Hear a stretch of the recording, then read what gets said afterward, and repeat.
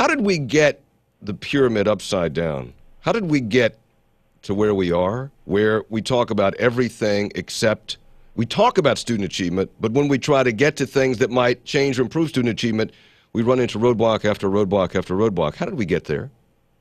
Well, there's no one thing that we can point to that is the reason why our school system is in the state that it is today, and likewise, there's no one silver bullet that's going to get us out. But the bottom line is that we, as a nation, are really in trouble. We rank 14th, 17th, and 25th internationally in reading, science, and math, respectively. And, you know, for me, the bottom line is that America should always be number one. And in order to get there moving forward, we really are going to have to start putting students first and stop prioritizing what is oftentimes the interest of adults. Where do we start? Well, at Students First, we really believe that there are three things that every state needs to focus on. First is making sure there's a high-quality teacher in front of the classroom every single day. The second is making sure that we empower parents and families with information and options so that no family ever feels like they're trapped in a failing school. And the last is utilizing taxpayer dollars wisely. Right now, we spend more dollars per kid than almost any other country, but we're not really getting a good return on investment. Michelle Rhee is with us, former chancellor of the school system in Washington, D.C., and the founder of the New Teacher Project. She has a book out also called Radical, Fighting to Put Students First. In West Virginia, Michelle, we have this year, we don't have a big school system, but we have 600 classrooms that do not have teachers certified to teach that discipline in that classroom. We're arguing about how to change that, and when I talk to some leaders, they say we need to raise across the board salaries to the point where we can get teachers to come in, but we have budgetary issues like every other state. And I say, why can't we do some things like locality pay or specialized pay or pay for certain disciplines to try to fill those disciplines? What are your thoughts about that particular problem?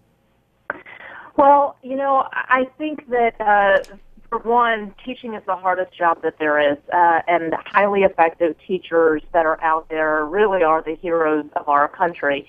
And quite frankly, they should be recognized and rewarded for the work that they are doing.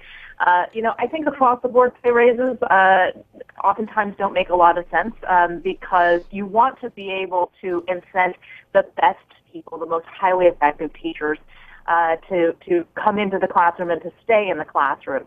And so what we would recommend is that pay scales move from the very rigid step and lane structure that they have now to one where when a teacher is showing extraordinary gains in student achievement, really is successful, to your point, in hard to staff schools or in hard to staff subject areas, that those teachers are paid more. We put something like that in place in Washington, D.C.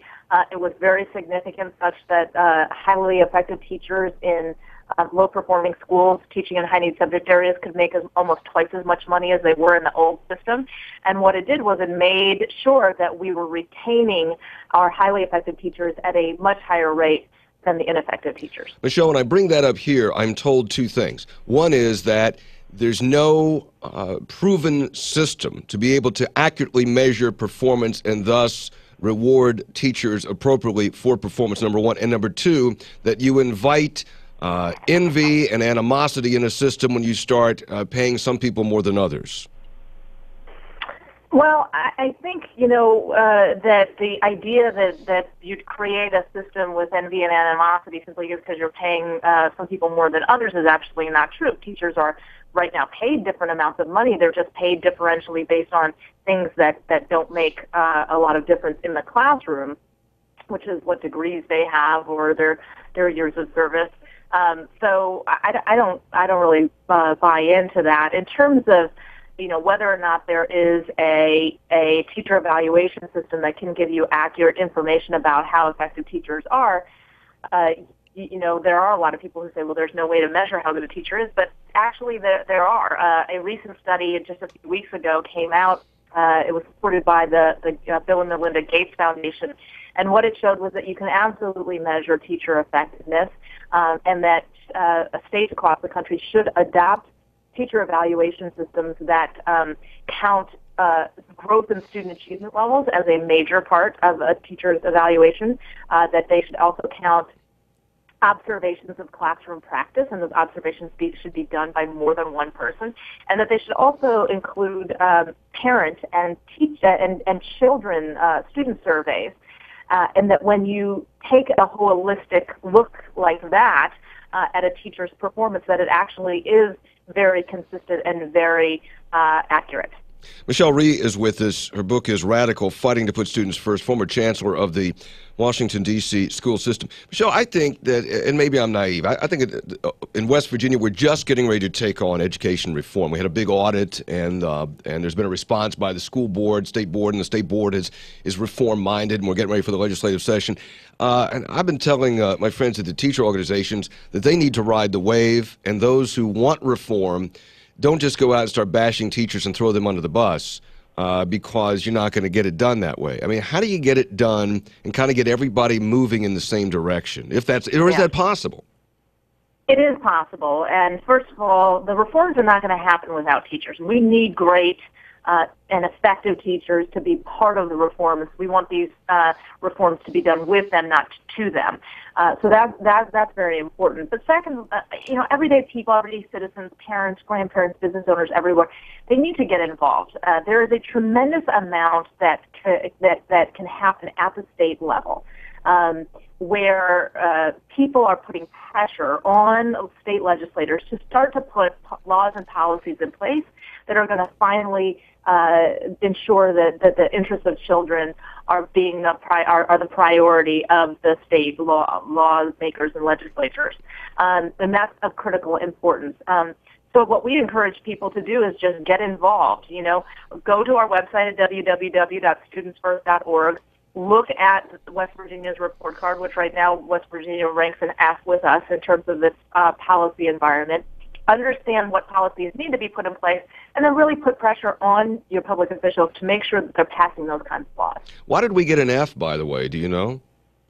West Virginia got an F because, quite frankly, the laws and policies that are in place really work against student achievement. So, for example, you don't have a rigorous teacher evaluation system in place. You have laws in place that when teachers are laid off, they're laid off by seniority alone instead of the quality of the teacher and how good they are with kids. The state doesn't allow for things like differential pay, what we were talking about. There aren't a lot of choices for families in West Virginia, and so many families are trapped in failing schools.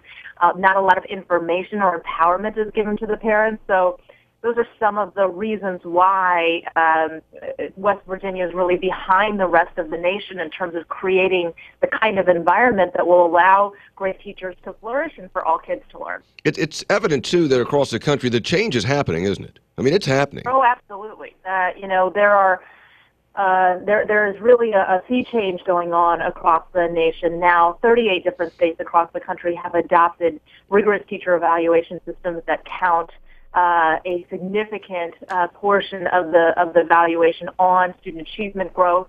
So there's a wave that is happening right now. West Virginia just is not a part of that yet. That doesn't mean, though, that the state can't quickly get there. If you have a dedicated and committed legislature, political officials who are willing to take this on, you can see some really quick change very, very rapidly. The other thing, Michelle, is in West Virginia, there's so much of the authority is centralized, and so much of how we run the school system is actually in state law. There are things, if we want to change, you have to go to the legislature and pass a law. It's unbelievably cumbersome. One of the thoughts is if we could return more authority to local school boards who sit there with their hands tied, that they could be more innovative, they're closest to the parents, that we could have a better chance of making changes. Well, to be quite frank, if you look at a lot of the states that have moved towards decentralization and have empowered the local school boards aren't any better at making these changes. Oh, really? There has to be a balance, though. What we really believe has to happen is the state has to adopt these laws and policies that put kids first. That's the bottom line. But each local school district and school has to have more flexibility around how they meet certain goals how they institute certain mandates, and how they develop, for example, the teacher evaluation models, but within certain guidelines that the state is setting forward. Michelle Rhee, the book is Radical, Fighting to Put Students First. One final question. What do you think of year-round calendar, or balanced calendar, as we call it? Well, when our kids are where they are in this country, which is behind the rest of the world, we have to make sure that we're utilizing every single resource at our disposal. And one of the resources that people really don't think of much or underestimate is the resource of time. Our kids have to be in school for longer school days and school years, and we've got to move away from this agrarian calendar. All right, Michelle Rhee, Radical, Fighting to Put Students First. It's good to speak with you. Thanks for coming on today.